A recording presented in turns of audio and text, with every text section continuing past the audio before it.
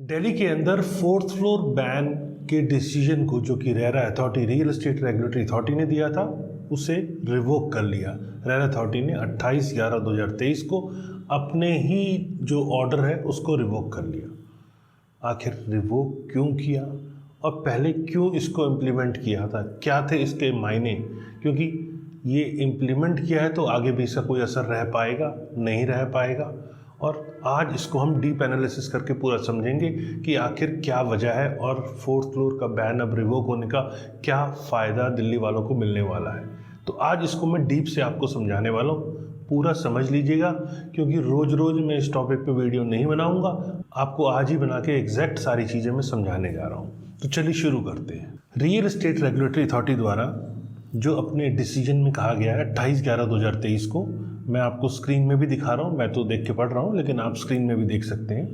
Considering the various facts on record, the authority has decided to withdraw its order of even number dated 11/9/2023 with immediate effect. ये जारी किया है secretary Satish Kumar Chikara ji ने, और जैसा मैंने बताया 28/11/2023, और इसे कॉपी किया गया है vice chairman DDA, the commissioner MCD, chairman NDMC, chief executive officer cantonment board सदर बाजार, डिविजनल कमिश्नर IG रजिस्ट्रेशन और ऑल सब रजिस्ट्रार थ्रू डिविजनल कमिश्नर। ये तो चीज़ होगी कि रेरा द्वारा अब इसको रिवोक कर लिया गया, लेकिन क्यों आया पहले इसको भी समझने की ज़रूरत है। जिस हिसाब से अनऑथराइज्ड कॉलोनी की मशरूमिंग बहुत तेज़ी से हो रही थी और इवन अप्रूव्ड एरिया में भी जो बिल्डर्स फ्लोर बना रहे थे, local investors, small time developers जो फ्लोर बना बना के सेल कर रहे थे, वो किसी भी तरह की गाइडलाइंस को नहीं मान रहे थे। मतलब जो मैप अप्रूवल, जहाँ जिन एरिया में मैप अप्रूव भी हो रहे थे वहाँ पर भी मैप तो मान लीजिए 4 फ्लोर का इम्प्रूव कराया और उसमें 8 फ्लैट बना दी। फॉर एग्जांपल 100 गज का प्लॉट है, 100 गज के प्लॉट के ऊपर हर फ्लोर पे 1 यूनिट पास कराई और उस पर एक फ्लोर पे 2-2 यूनिट बना दी।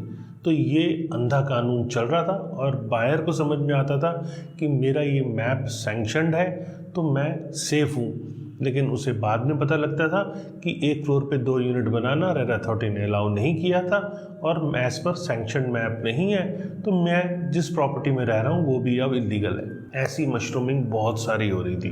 जब रेरा के पास ऐसी कंप्लेंट्स पहुँची तो रेरा ने सुप्रीम कोर्ट के ऑर्डर को, जो कि 2008 में आया था, उसको इम्प्लीमेंट कर दिया, उसके लिए एग्जीक्यूशन का ऑर्डर कर दिया।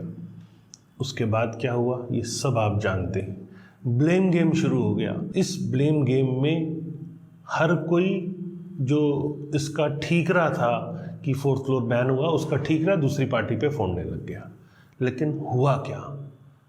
आपका और हमारा नुकसान, ये नुकसान कौन भरेगा? आज उसी का एक रिजल्ट आया है और कहीं हद तक इलेक्शंस भी नज़दीक है, तो उसका एक बेनिफिट हम सबको मिला है। ये बेनिफिट कितना कंटिन्यू रहेगा ये आगे देखने की बात है, लेकिन आज इस डिसीजन को, इस ऑर्डर को रिवोक कर लिया गया। तो ये तो अब राहत की खबर है। जैसा मैंने बताया, ऐसी बहुत सारी कंप्लेंट के कारण रेरा को ये डिसीजन लेना पड़ा। अब समझते हैं कि आखिर इसके मायने क्या क्या हैं। सुप्रीम कोर्ट के डिसीजन में कहा गया था कि 3 फ्लोर तक की आवासीय इकाई को आप बना सकते हैं। मतलब इसको इंटरप्रिटेशन करें तो ये भी है कि 4th फ्लोर के ऊपर आप स्टोर बना सकते हैं, लेकिन आप रेजिडेंशियल यूनिट नहीं बना सकते।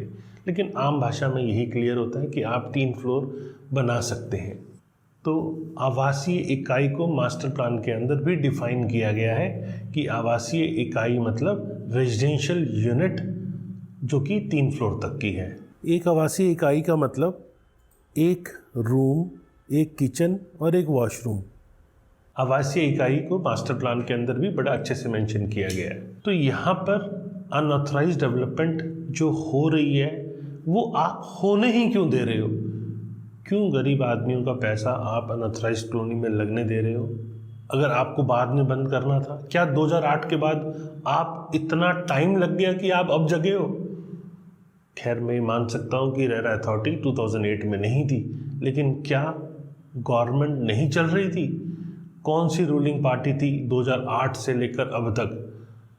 रूलिंग पार्टी तो कोई ना कोई रही है, मैं किसी एक पार्टी की बात नहीं कर रहा हूँ, लेकिन क्यों ऐसे ऑर्डर्स को इम्प्लीमेंट नहीं किया? कम से कम उसको विद इमीडिएट इफेक्ट भी अगर किया जाता तो उसके बाद जो इस तरह की कंस्ट्रक्शन हुई, क्योंकि कंस्ट्रक्शन जब हो रही है तो उसमें सारे नियमों को ताक पे रख के किया जा रहा है, कहीं पर भी कुछ भी जो एज पर इंस्ट्रक्शन या as per sanctioning of map नहीं किए जा रहे हैं, तो कहीं हद तक उससे बच सकते थे। आज अगर एक आम आदमी ने इन्वेस्ट कर दिया है और अब आपका ऑर्डर आता है तो वो आम आदमी क्या करे, क्योंकि सभी रजिस्ट्रार को आपने क्लियर लेटर लिख के इंडिकेट कर दिया कि अब आपको इस तरह की रजिस्ट्रियाँ नहीं करनी है। जिसने ट्रांजैक्शंस की है, ऐसे बहुत सारे लोग फंस गए, किसी ने एडवांस दे दिया है, कोई पूरी पेमेंट करके बैठा है, अब रजिस्ट्री कराने की बारी है, ये सब ब्लॉक हो गए, दिल्ली में हाहाकार मच गया। लेकिन अंत भला तो सब भला, फिलहाल ये डिसीजन आ गया है, कितना टाइम ये रहेगा ये तो वक्त बताएगा। रेरा की जो असली जिम्मेदारी थी, रेरा उस पर बहुत ज़्यादा वर्क नहीं कर पा रहा। रेरा जो बस गए हैं उनको उजाड़ने में ज़्यादा यहाँ भूमिका नज़र आ रही है। जो स्टॉल्ड प्रोजेक्ट इतने सारे हैं वो बात और है कि ये दिल्ली रेरा का डिसीजन है, और दिल्ली रेरा में ऐसे बहुत ज़्यादा रुके हुए प्रोजेक्ट नहीं है। लेकिन एनसीआर में यूपी और हरियाणा की बात करें तो ऐसे बहुत सारे स्टॉल्ड प्रोजेक्ट्स हैं जहाँ रेरा को परफॉर्म करना चाहिए था, लेकिन अभी तक परफॉर्म नहीं हो पाए। और रेरा जहाँ परफॉर्म कर भी रहा है तो वहाँ बहुत सारे रेरा के आए हुए जजमेंट्स को डेवलपर नहीं मान रहे हैं। एक आम आदमी जिसको डर है वो तो रेरा से डर रहा है, लेकिन जिसको डरना चाहिए, जिसको कानूनन सही काम करना चाहिए, वो रेरा से नहीं डर रहा है। दूसरी इंपॉर्टेंट चीज़ यहाँ जो सामने आई वो ये आई कि कोऑर्डिनेशन बिटवीन डिफरेंट अथॉरिटीज़, जैसे कि state government, central government, MCD, DTA, sub registrar office, electric and water supply. जब इलेक्ट्रिक एंड वाटर सप्लाई की बात हुई तो आपको ये भी मैं बताऊं कि आप हर फ्लैट में पहले रजिस्ट्री कर रहे हो, फिर आप बिजली पानी दोनों दे रहे हो, लेकिन एक्चुअल में कोऑर्डिनेशन कहीं नहीं है।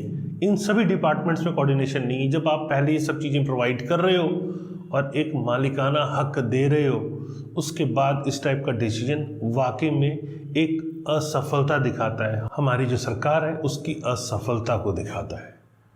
तो ये एक कोऑर्डिनेशन होना चाहिए, कोऑर्डिनेशन नहीं है तो इसका सफ़र आम जनता को मुझे लगता है नहीं करना चाहिए। तो यहाँ पर अब कम से कम राहत की बात है, लेकिन अभी भी अगर फ्यूचर में ऐसा कोई डिसीजन आता है तो आप हम सब के लिए दिक्कत परेशानी का सबब बन सकता है। तो कोशिश कीजिए आप अब ऐसा, चूँकि गाइडलाइन के हिसाब से क्या था वो मैं आपको थोड़ा सा क्लियर कर दूं। Up to 50 meters 3 unit permissible थी, 51 से लेकर 100 स्क्वायर मीटर तक 4 यूनिट परमिसेबल थी, और 101 से लेकर 250 स्क्वायर मीटर तक 4, 251 से 750 स्क्वायर मीटर के बीच में 5, और 751 से लेकर 1000 स्क्वायर मीटर के बीच में 7 यूनिट परमिसेबल थी। और वहीं 1001 से 1500 के बीच में 7, और 1501 से 2250 स्क्वायर मीटर के बीच में 10, और 2251 स्क्वायर मीटर से 3000 स्क्वायर मीटर के बीच में 10 यूनिट परमिसेबल थी। मतलब आप जो 2-2.5 हज़ार गज के प्लॉट के ऊपर 50 से 100 यूनिट बना के अनऑथराइज कंस्ट्रक्शन करा के जो डेवलपर्स सेल कर रहे हैं, उनसे आपको बचना है। दिल्ली के अंदर ऐसा बहुत हो रहा है। आपको अपनी गाड़ी कमाई को बचाना है, अप्रूव प्रॉपर्टी में लेना है, लेकिन अप्रूव प्रॉपर्टी में आप ले भी तो कैसे लें? जब डीडीए ईडब्ल्यूएस की स्कीम निकालता है और उसमें 25 से 30 लाख के बीच में फ्लैट रखता है, तो एक आम आदमी लेगा भी तो कैसे लेगा? 2 BHK तो एक परिवार के लिए चाहिए होता है, और उसी के कारण आप हम सब अनऑथराइज कंस्ट्रक्शन की तरफ भागते हैं, जहाँ कंस्ट्रक्शन के मानकों को सही ढंग से ध्यान नहीं रखा जाता, गवर्नमेंट द्वारा मैप सैंक्शन नहीं कराया जाता, और जिस हिसाब से ये कॉलोनी डेवलप होती है तो पार्किंग जैसी समस्या भी बहुत गंभीर हो जाती है। तो यहाँ सरकार को अच्छे कदम उठाने की ज़रूरत है, सस्ते रेट के ऊपर घर प्रोवाइड कराने की ज़रूरत है। दिल्ली लैंड पूलिंग पॉलिसी अब तक इम्प्लीमेंट नहीं हो पाई है, उसको इम्प्लीमेंट करने की ज़रूरत है। 25 लाख घर बनने का स्कोप दिल्ली में है, अप्रूव ढंग से बन सकती है, लेकिन टसल चल रहा है सभी गवर्नमेंट के बीच में, और ये चीज़ें नहीं आ रही है। तो क्या आप लोग मेरी बात से सहमत हैं? आपको लगता है कि यहाँ अथॉरिटी को पहले कदम उठाना चाहिए था, जो अथॉरिटी बाद में कदम उठा रही है? और सिस्टमाइज ढंग से मास्टर प्लान को इम्प्लीमेंट करना, मतलब अप्रूव्ड यूनिट्स जो 25 लाख अपार्टमेंट का स्कोप है उसको इम्प्लीमेंट करना चाहिए था, जो अब तक टसल के कारण नहीं हो पा रहा। और फिर अचानक रेरा द्वारा इस तरह का ऑर्डर जो आ रहा है वो आना चाहिए। तो क्या सही है वो, क्या आप सोचते हैं, ये मुझे कमेंट सेक्शन में ज़रूर बताइए, क्योंकि मैं भी आपके फीडबैक को समझता हूँ और फिर उसे एनालाइज करके फिर आपके सामने प्रेजेंट होता हूँ मैं। तो उम्मीद है मेरे द्वारा दी गई जानकारी पसंद आई होगी, क्योंकि ये एक महत्वपूर्ण जानकारी थी जो दिल्ली वासियों को बताना ज़रूरी था। 4th floor registration ban revoke हो गया है और यही मैं एक्सपेक्ट करता हूँ कि हरियाणा के अंदर जो 4th फ्लोर बैन किया गया है उसको भी हटाया जाए। ज़रूर मेरे को लगता है कि इसका इम्पैक्ट हरियाणा के ऊपर भी पड़ेगा। जिस हिसाब से 4th फ्लोर की रजिस्ट्री हरियाणा के अंदर भी बंद है, उस हिसाब से बहुत लोगों का पैसा फंस गया। लोग अचानक आके बीच में फंस गए, उनके पास कोई रास्ता नहीं, कहीं उन्हें ट्रांजैक्शन कर ली है और एक लंबा टाइम हो गया। कमेटी बनी, कमेटी को रिस्पॉन्ड करना था, कमेटी ने अपनी रिपोर्ट भी दे दी, लेकिन अभी भी चीज़ें सीएम टेबल पे पड़ी है। फाइनल आउटकम नहीं आया है। क्या ये भी इलेक्शन से पहले ही आएगा? ये भी मुझे आप कमेंट सेक्शन में बताइएगा। तो मैं आपके कमेंट्स का वेट कर रहा हूँ और ज़्यादा से ज़्यादा लोगों को शेयर कीजिएगा कि जिससे ज़्यादा से ज़्यादा लोग इस डिसीजन का लाभ उठा पाएँ, इससे अवेयर हो पाएँ और जो उनके मन में डर था जिसके कारण वो सो नहीं पा रहे थे कि अब हमारे फ्लोर का क्या होगा, उससे उनको लाभ मिल पाए। तो ज़्यादा से ज़्यादा शेयर कीजिए, लाइक कीजिए, कमेंट कीजिए। अब मैं यहीं विराम लेता हूँ और अगर अब तक आपने सब्सक्राइब नहीं किया तो इसको सब्सक्राइब कर लीजिए, क्योंकि ऐसी बहुत सारी काम की इन्फॉर्मेशन मैं आप लोगों के लेकर आने वाला हूँ जिसका आपको सीधा फ़ायदा मिलने वाला है। मैं एज अ एक्सपर्ट 2004 से रियल एस्टेट में हूँ और अपना एक्सपीरियंस आप लोगों के साथ शेयर करता हूँ। मैं यूट्यूबर नहीं हूँ। मेरा एक्सपीरियंस आपके किस तरह काम आए, मेरी वर्किंग उसके ऊपर ज़्यादा रहती है।